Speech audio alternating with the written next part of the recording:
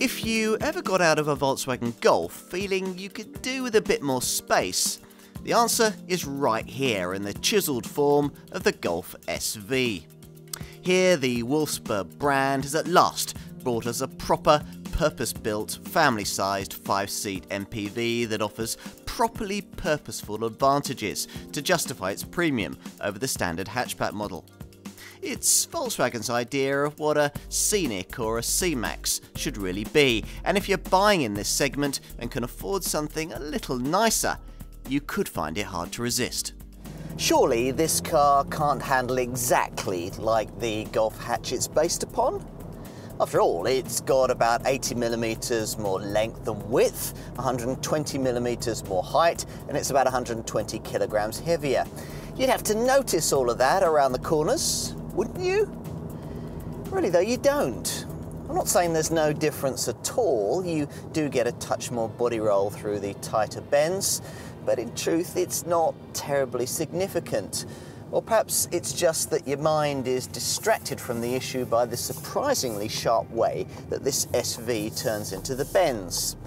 In terms of overall size, what we've ended up with is an inevitably bigger car than the old Golf Plus, though interestingly the height is pretty much the same.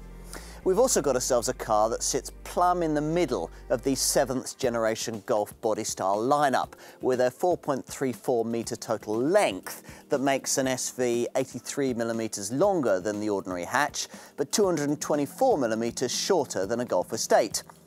So, enough with the stats. What does it all mean? Well, a very practical car indeed is the short answer. Some of the motoring magazines have moaned that this SV doesn't have quite as much luggage space as its direct rivals, but that's a bit misleading, as it's a comment that applies to a seats folded total cargo configuration you'll hardly ever use. In terms of the standard boot, that thing that you'll use every day, the capacity that this Volkswagen can offer is actually class-leading. 590 litres with this neat sliding rear bench pushed right forward, which is 30% more than a Golf hatch can offer and only a fraction less than you'd get in a Golf Estate. Now, even if you need to use that bench for adults and activate the 180mm of travel that it offers going backwards, there's still 500 litres available. That's 76 litres more than a comparably configured version of the old Golf Plus, and importantly, significantly more than you get in a Ford C-Max. All Golf SV models use so-called Blue Motion technology, which means that they come with brake energy regeneration, which reclaims energy that would otherwise be lost under braking.